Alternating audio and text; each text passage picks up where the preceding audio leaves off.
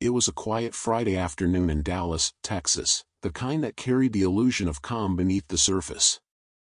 Inside the pristine halls of Silvergate Market, a high-end grocery store known for its imported cheeses and hand-labeled produce, everything appeared perfectly in place. The air smelled faintly of lavender and citrus, the kind of artificial calm designed to comfort the wealthy.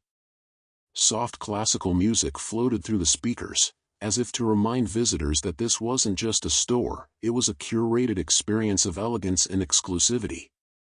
Danielle Rivers stepped through the automatic glass doors with nothing more than a canvas tote bag and a tired heart. She wore a beige trench coat, simple gold studs in her ears, and her natural hair pulled back into a low bun.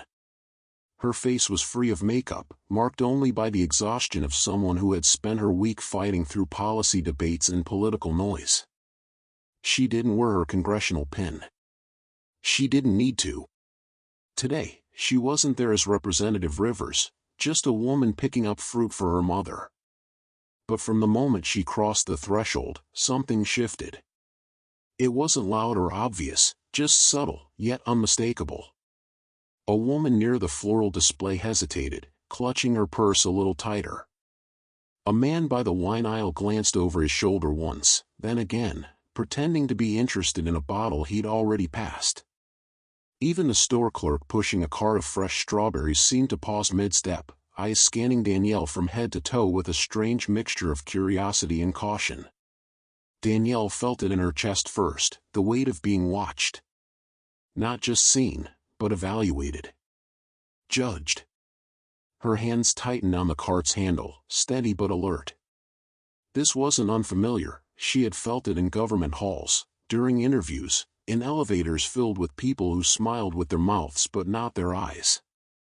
Yet today felt different. There was no podium, no committee meeting, no cameras. Just her. A black woman in a polished, white space that clearly had unspoken rules about who belonged. And then she saw them. 2 police officers, standing at the end of the aisle near the citrus section.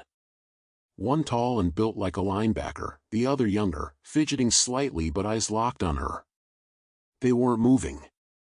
They didn't need to. Their presence was the warning. Danielle's breath caught for a second, not out of fear, but recognition. She knew this moment. She had read it in reports, seen it in headlines, fought against it in legislation. But now it was personal. And yet, she kept walking, measured, poised, head held high. Because this time, they had picked the wrong woman to target. The hum of old fluorescent lights was the only sound Rachel Monroe could hear as she sat in the small interrogation room, the cold steel cuffs still locked around her wrists, now tight enough to leave faint red marks along her skin. The room was small, suffocating. 1 table, 2 chairs. A dull gray wall opposite a mirror she knew wasn't a mirror. Someone was watching. Recording. Waiting. She sat upright, not because it was comfortable, but because slouching would have felt like surrender. The polished surface of the table reflected the shallow rise and fall of her chest, each breath drawn slowly, deliberately, to keep the pressure in her ribs from becoming panic. She wasn't panicking. Not yet. But her mind was a storm. Every second in that room stretched longer than the last. She thought of her office back at the Capitol, where pictures of civil rights icons lined her walls, people who had been arrested for less, people who had faced worse. Her jaw tightened. They think this will break me. No. This was only beginning. The door opened with a sharp mechanical click, and Chief Marcus Carter stepped inside. He wore the look of a man who'd been playing this game for decades, confident, polished, practiced. He didn't say a word. Just shut the door gently behind him, as though they were about to have a civil conversation over tea. Rachel's eyes locked onto his. She didn't blink. Carter stood for a few moments, letting silence do the heavy lifting. Then he slowly moved to the table and laid down a beige file folder, unlabeled, but thick with paper. He didn't open it. Just placed it like a subtle threat. Rachel's voice broke the tension, calm but laced with quiet rage. "What exactly am I being accused of?" Carter offered a faint smile. "We received a call. Said you were acting suspicious." Store management confirmed it. Rachel leaned forward, eyes narrowing. "Suspicious? You mean shopping?" Carter tilted his head, still smiling, as though speaking to a child. "Look, Representative Monroe, let's not turn this into a circus. These things happen. We can settle it quietly." A hollow laugh escaped her lips. "You arrested a state lawmaker in public. Handcuffed me without cause. And now you want quiet." Carter opened the folder slowly, like revealing the plot twist in a bad crime novel. Inside were reports, typed statements, time-stamped documents. "We have a report. We've got a sworn statement." Unfortunately, the store's security footage was corrupted. Rachel stared down at the papers and back at him. Her voice was soft now, cutting. "You really expect anyone to believe this?" "No," he said without hesitation. "But I expect you to fear the process. The headlines. The headlines that say state representative accused of theft in luxury store. You think your title protects you, but out there, perception is everything." Something inside Rachel shifted. Not broke, hardened. Her pulse slowed. Her fingers stopped trembling. She was looking into the eyes of a man who had done this before. Who had probably destroyed lives with a quiet smile and a few forged words. "You're bluffing," she said. "I don't need to bluff," he replied. "I just need to make sure the noise goes away before it reaches the wrong ears." He stood. Began walking toward the door. Rachel's voice followed him. "I want my phone call." He paused. Looked over his shoulder. "You get one. Don't waste it." Minutes later, she was led down a dim hallway into a private side room with a landline phone bolted to the wall. An officer uncuffed one of her wrists, just enough to let her dial. She didn't hesitate. She pressed the numbers from memory. After 3 rings, a voice answered. Deep, calm. "David Monroe." "David," she breathed, the first tremor finally escaping her voice. "They arrested me." Silence. Then, "Where are you?" "Downtown precinct." "They're making things up. They said the footage is gone. They're trying to bury it." "I'm not the first, David. I can feel it." "You're not alone," he said. "Don't say another word to anyone. I'm calling the Justice Department. I'm calling Elijah. This isn't just a civil case, it's a federal one." Tears welled in her eyes, not from fear, but from release. She wasn't angry anymore. She was lit. Alive. In motion. "They think they can erase this," she whispered. "Like I'm a name on a file. Just another noise to shut down." David's voice steadied her again. "They picked the wrong woman." The line clicked off. The officer recuffed her wrist and led her back toward her cell. As Rachel walked down the corridor, each fluorescent light humming overhead, each passing cop refusing to meet her eyes, she held her chin higher than before. She wasn't just walking back into a holding room. She was walking into history. The moment the call ended, David Monroe stood frozen in his quiet home office, the phone still pressed to his ear as though it could rewind what he'd just heard.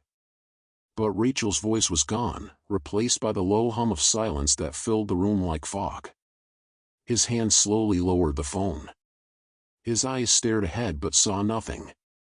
The world had tilted. He wasn't just an older brother now, he was a witness, an advocate, a fuse. And what they had done to Rachel wasn't just illegal. It was personal. David let out a slow breath, steadying the tremble in his chest. He didn't allow himself to panic, not now. He was a man trained to hold composure in the face of injustice. He'd spent years in courtrooms unraveling wrongful convictions and exposing systemic abuse.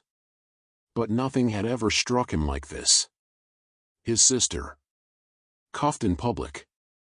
Humiliated. Dehumanized. And they'd done it like she was disposable. He sat down slowly at his desk, the old wood creaking under his weight. The desk was cluttered, case files, court documents, a framed photo of him and Rachel in college, both smiling wide, fists raised after a protest in D.C. That photo stared back at him now, like a memory of who they'd promised to be. David opened his laptop. The screen lit up, illuminating his tired eyes and furrowed brow. No hesitation. No wasted motion. His fingers moved fast, typing as if time itself was running out. He wasn't just contacting friends. He was assembling allies. First call, Elijah Ford. Federal Civil Rights Division, Department of Justice. An old law school friend. A man who had once said, "Call me when the storm breaks." David typed.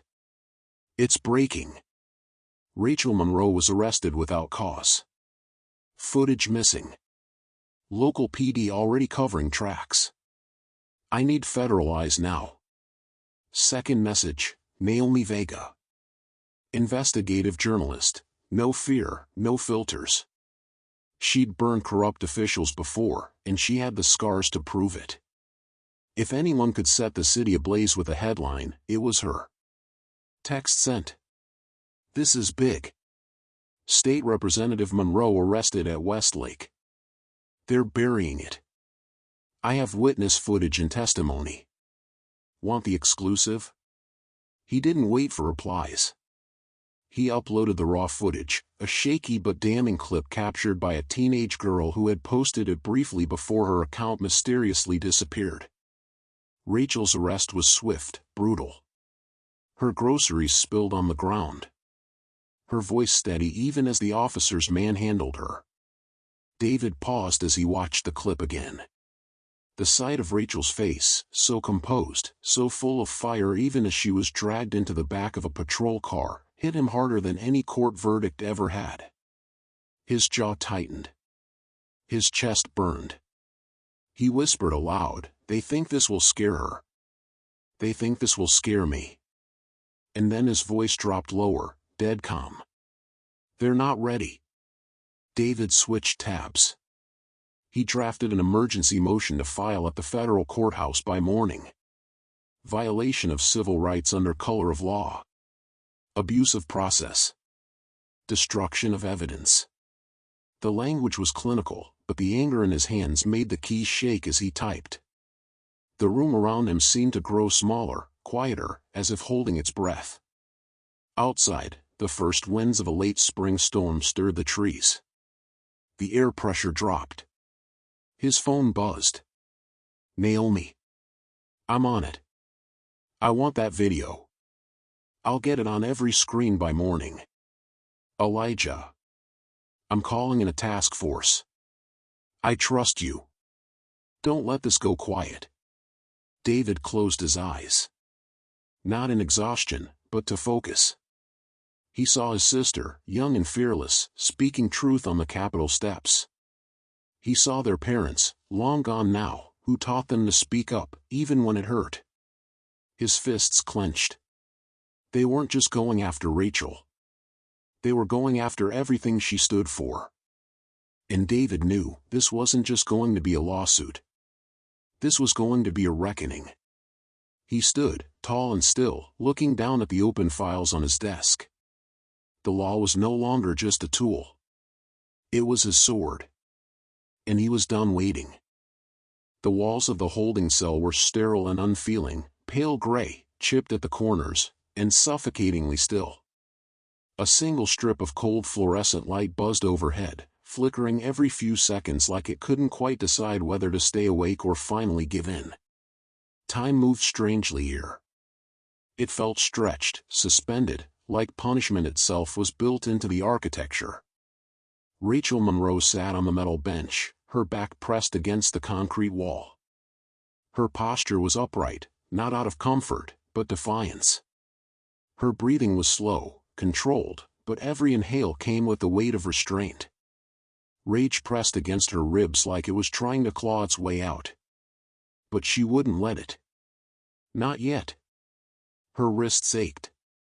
The red marks from the handcuffs were still there, faint but undeniable, like ghosts of the injustice she'd just endured. She kept her hands in her lap, fingers gently curled, resisting the instinct to rub the bruises away. She wanted them to remain, for now. A reminder. A record. No one had spoken to her since the moment they slammed that precinct door shut. No one offered an explanation. No one read her rights. She was a state representative. A public servant. She had written laws, some of which these officers were sworn to uphold. And still, they had treated her like a threat. No, not a threat. Like a thing. Rachel tilted her head back, resting it against the cold wall. Her eyes traced the faint outline of a security camera in the far corner of the ceiling. Was it even real? Recording anything? Or was it just another tool of control, another empty promise of oversight? She didn't flinch. She didn't cry. But God, it hurt. Not physically. That was easy. What hurt was the silence. The condescension. The knowledge that they had done this not in fear or accident, but with intent. Because people like her, black, outspoken, unbent, weren't supposed to walk into a designer market with confidence. They weren't supposed to question. And they sure as hell weren't supposed to walk out with dignity. She thought of her parents, organizers from Mississippi, who had taught her to speak when silence was safer. She thought of marches she'd joined, hands she'd held, speeches she'd given. And now, she thought of her brother David. She had made the call. And she knew, without question, that he was moving. Calculating. Setting things in motion. The thought gave her strength. Like armor sliding back onto her shoulders. Her heart steadied. Suddenly, footsteps echoed beyond the door. A short knock, hesitant, uncertain. Then the metal door creaked open. The officer who entered was unfamiliar, slightly younger, clean-shaven, and visibly uncomfortable. He didn't meet her gaze right away. When he did, it was fleeting. "Ms. Monroe," he said, his voice low, almost careful. "You're being released." That was all. No apology. No justification. No explanation. Rachel rose, not slowly, but deliberately. With intention. Every movement was quiet power. She adjusted her blazer, smoothed the creases with hands that had written bills, held protest signs, and wiped away the tears of grieving mothers. She looked the officer square in the eye. She didn't ask why. Because she already knew. Somewhere out there, a video was spreading. A message was being drafted. And the world, finally, was watching. As she stepped through the threshold, out of the cell and into the corridor of the precinct, she didn't feel small. She felt ready. Her silence wasn't defeat, it was preparation. She could feel the shift in the air now. Something was cracking. And the system that tried to erase her? It had just made its biggest mistake. The late afternoon sun stretched long over the city, casting a warm, almost golden hue over the bustling courthouse steps. But the light couldn't mask the sharp tension in the air. It wasn't just a protest, it was a turning point. The crowd had gathered in waves, a mix of anger and hope, holding signs that read justice for Rachel, no more silence, end police brutality. The cameras were relentless, the microphones angled like spears. But despite the flashes and questions thrown from every side, there was a deep stillness as the large courthouse doors swung open. Every eye turned to the figure emerging from the building. Rachel Monroe. Her steps were deliberate, each one seeming to echo through the space like a drumbeat. As she ascended the stone steps, her heels clicking sharply, the weight of the world hung on her shoulders. But she didn't let it break her stride. She'd been through too much to falter now. Her body felt strange, familiar and foreign at once. The jail-issued clothes were gone, replaced by the tailored suit she had worn when they had arrested her just days before. But beneath the professional exterior, the bruises, though faded, still whispered against her skin. Her wrists still burned from the handcuffs, the evidence of what they'd tried to do to her. And the world now watched, as if she were an exhibit. But Rachel wasn't their exhibit. She was their reckoning. Her brother David walked just behind her, his presence a silent anchor. She could feel the fire in his eyes, the unspoken words he was holding back. David was always the protector, calm, strategic. But today, he stood beside her, not as the older brother who kept her safe, but as the ally who understood the moment they were in. Rachel reached the microphone, the hum of the cameras rising around her. For a moment, she looked over the crowd, every face was a mirror of her own. The anger, the frustration, the hope. They were all waiting for her to speak. She exhaled slowly, the pressure building inside her chest. But her voice, when it came, was steady, clear. No tremor, no wavering. She had been afraid in that holding cell, yes, but now? Now, she was ready. "My name is Rachel Monroe," she began, and for the first time in days, her voice didn't shake. "I am a state representative. I am a black woman. And I was arrested for buying groceries." The words landed with a sharpness that silenced the crowd. It wasn't the absurdity of the arrest they were shocked by, it was the simplicity of it. An elected official, a person of influence, treated like an afterthought in the system that was supposed to protect her. That was the point. That was the message they had tried to send. Rachel paused, her gaze sweeping the faces before her. This wasn't just about her anymore. She had been a symbol in the making the moment that video hit the internet, and she knew it. People weren't looking to her for reassurance. They were looking to her for action. No warrant. No charges. No rights read. Just a cold, calculated arrest that has now become the latest in a long line of abuses hidden behind a badge. But this isn't just about me. This is about every single person who has had their dignity stripped from them, their rights ignored, and their lives treated like they don't matter. She could feel her heartbeat in her throat, the words burning her chest like fire. But she pressed on. She had to. "They thought they could break me," Rachel continued, her eyes locking with a few officers standing in the crowd, watching from the edges, avoiding her gaze. "They thought if they silenced me, I would go away. They were wrong." Her pulse quickened, but her voice held steady as she lifted her phone high, holding it out so everyone could see the grainy video, the image of her being shoved into that police car, her groceries spilling on the pavement. The video that had started it all. This is the truth. This is what happened. And the truth doesn't just disappear. Rachel's gaze swept back to the reporters, the camera flashes blinding her for a moment, but she held her ground. Behind her, David was quiet, but his presence spoke louder than any words. He was standing with her, the silent strength that had always held them together. But this was her fight now. "Let me be clear," Rachel said, her voice cutting through the murmur of the crowd, "this is not just about the misconduct of a few officers. This is about the system that allowed it to happen, time and time again, and tried to bury it. This is about the systemic inequality that millions face every day, whether or not their names ever make the headlines." The crowd started to respond, cheers, applause, shouts of affirmation. Rachel let it wash over her, not as validation, but as fuel. She wasn't done. She turned slightly, looking at the line of officers who had begun to gather behind the barricades. Some were looking at the ground, others were watching her intently. But none of them could hide what they had done. And now, for the first time, they couldn't silence her.